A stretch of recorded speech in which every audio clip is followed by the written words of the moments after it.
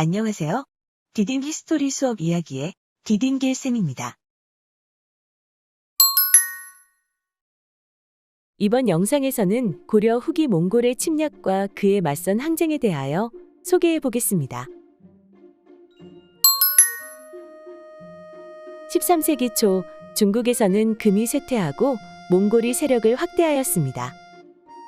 몽골의 공격으로 금나라의 세력이 위축되자 금나라의 지배를 받아오던 거란이 각지에서 반란을 일으키고 1216년 요동에 대요수국을 세웠습니다. 금은 장수 포선만노를 보내어 거란을 진압시키려 했지만 실패하였고 이후 포선만노는 금으로부터 독립해서 동진을 건국하였습니다. 몽골은 동진과 연합하여 대요수국을 공격하기 시작하였는데요. 대요수국의 거란인들이 몽골군과의 싸움에서 패하자 새로운 생활 근거지를 찾기 위해 압록강을 건너 의주 지방으로 침입하였습니다. 이때 고려는 무신 정권기로 최충원이 권력을 휘두르던 시기였는데요. 고려에서는 군사를 보내 이들을 치게 했으며 고려군은 거란을 무찔러 큰 전과를 거두었습니다. 그러나 몽골의 추격을 피하기 위해 계속하여 남하하던 거란은 고려를 침략하여 각지의 성을 공격하고 약탈하였습니다. 이에 고려에서 대응군을 보내어 반격하자 거란인들은 강동성으로 들어가 저항하였습니다. 그때 몽골군과 동진군이 거란을 토벌하기 위해 내려와 강동에 이르렀는데요. 그 과정에서 고려군은 몽골군과 연합하여 강동성에 있던 거란을 소탕하였고 이 강동성 전투를 계기로 고려는 몽골과 국교를 맺게 되었습니다. 그러나 몽골은 고려를 복속국으로 취급하며 많은 공물을 요구하여 고려와 갈등을 빚었습니다. 이러한 상황에서 고려에 온 몽골 사신이 귀국하는 길에 살해되는 일이 생기자 몽골은 국교를 끊고 1231년에 고려를 침략하였습니다. 제1차 고려와 몽골의 전쟁, 즉 여몽전쟁은 칭기즈칸의 대를 이은 오고타이 칸이 살리타이를 보내어 고려를 침공하면서 시작되었습니다.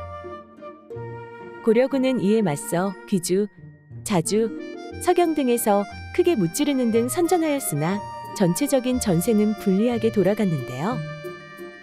몽골군의 맹공에도 귀주성이 함락되지 않자 포기하고 몽골군은 고려의 수도 개경에 진격하여 포위하였습니다. 고려 조정은 몽골군이 개경을 포위하자 별다른 대책이 없음을 알고 몽골 제국과 강화를 하였습니다.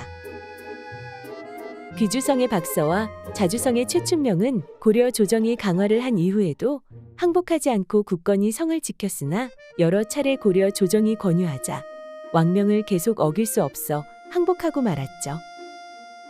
몽골군은 북방의 점령지와 개경에 감독관인 다루가치를 두고 돌아갔으나 1278년 충렬왕 때 폐지되었습니다. 강화를 한 이후 고려는 몽골의 간섭에 맞서기 위해 최씨 정권이 주도하여 1232년 고종 19년에 수도를 강화도로 옮기고 백성을 산성과 섬으로 들어가게 하여 항전을 준비하였습니다. 이처럼 고려 정부가 강화도로 천도하면서 몽골에 대해 강경한 태도를 보이자 1232년에 고려를 다시 침략하였습니다. 그러나 이때의 몽골군은 같은 해 12월 살리타 장군이 처인성 전투에서 김윤우의 화살에 맞아 사망하면서 패배하여 돌아갔습니다. 당시 처인성에는 김윤우를 비롯한 승려와 관군 그리고 처인 부곡 사람들이 많았는데요. 부곡은 차별 대우를 받던 백성들이 살던 특수 행정구역을 말합니다. 처인성 전투 이후에도 몽골은 기세가 꺾이지 않고 더욱 막강한 군사를 이끌고 고려에 여러 차례 침략하였고 고려의 관군과 백성이 합심하여 항쟁하였습니다. 그러나 그때마다 몽골군이 지나간 자리는 차마 눈뜨고 볼 수 없을 정도로 끔찍했습니다. 한편 고려 정부는 민심을 모으고 불교의 힘으로 몽골을 물리치고자 팔만대장경을 제작하였습니다. 고려는 몽골과의 오랜 전쟁으로 국토가 황폐해졌고 많은 백성이 죽거나 포로로 끌려갔습니다. 산성이나 섬으로 들어간 백성의 생활도 참담하였습니다. 또한 대구 부인사의 대장경 판목과 경주의 황룡사 구축 목탑 등 많은 문화유산이 불에 타는 피해를 입었습니다. 이러한 상황에서 몽골이 강화를 제안하자 몽골의 요구를 받아들이자는 여론이 높아졌습니다. 그러나 최씨 정권은 정권을 유지하기 위해 항전을 주장하였습니다. 결국 무신들은 최씨 정권을 무너뜨리고 몽골과의 강화를 추진하였습니다. 당시 태자였던 원종은 쿠빌라이를 만나 고려의 독립과 풍속을 유지하는 조건으로 강화를 맺었습니다. 그러나 몽골의 내정 간섭을 피할 수 없었는데요. 쿠빌라이는 고려의 수도를 다시 개경으로 옮기고 일본 원정에 필요한 인력과 물자를 제공하라고 요구하였습니다. 무신 정권은 다시 몽골에 저항하려 하였으나 내분으로 무너졌고, 원종은 1270년에 몽골에서 돌아온 이후 강화도의 모든 문무 관리들에게 개경으로 돌아갈 것을 엄명하였는데요. 삼별초에 대해서도 강화도에서 철수하여 개경으로 돌아오도록 명령하였지만 삼별초는 이를 거부하였고 원종은 강제로 해산 명령을 내렸죠. 그러나 무신 정권의 군사적 기반이었던 삼별초는 군대를 해산하라는 명령에 불만을 가지고 개경 환도를 거부하고 몽고에 대항하며 봉기하였습니다. 배중소는 삼별초를 규합하여 강화도에서 몽골인을 참수하는 등의 대몽 항전 의지를 보였으며, 배중손을 중심으로 삼별초는 진도로 본거지를 옮겨 산성을 구축하고 장기 항전의 태세를 갖추었습니다.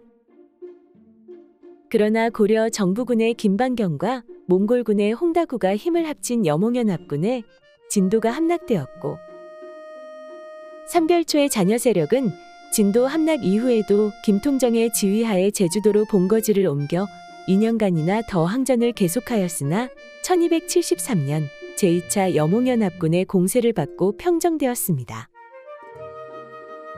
삼별초가 고려 정부군과 몽골군 연합군의 우세한 병력의 공격에도 3년간이나 버틸 수 있었던 것은 삼별초가 우수한 정예 전투 병력이었기 때문이며, 남부 지역 각처의 농민들이 삼별초의 항거에 적극적으로 호응하였기 때문이었습니다. 또한 정부와 몽골군에 대해 투쟁하려는 굳은 결의가 민중 사회의 내부에 고양되어 있었다는 사실은 역사적으로 중요한 의미를 가지고 있습니다. 그럼 퀴즈를 풀어볼까요? 1번, 고려가 강경한 태도를 보이자 몽골은 고려를 다시 침략하였지만 땡땡땡 전투에서 패배하여 돌아갔습니다. 무슨 전투입니까?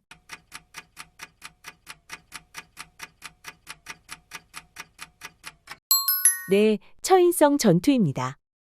2번, 몽골의 침략으로 대구 부인사의 땡땡땡 판목과 경주의 땡땡땡 땡땡땡땡 등 많은 문화유산이 불에 타는 피해를 입었습니다. 어떤 문화유산일까요?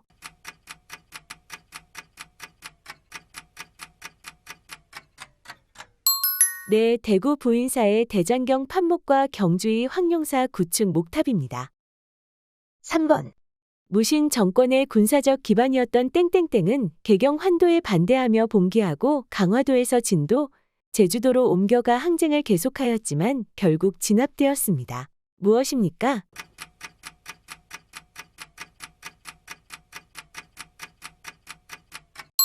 네, 삼별초입니다. 감사합니다.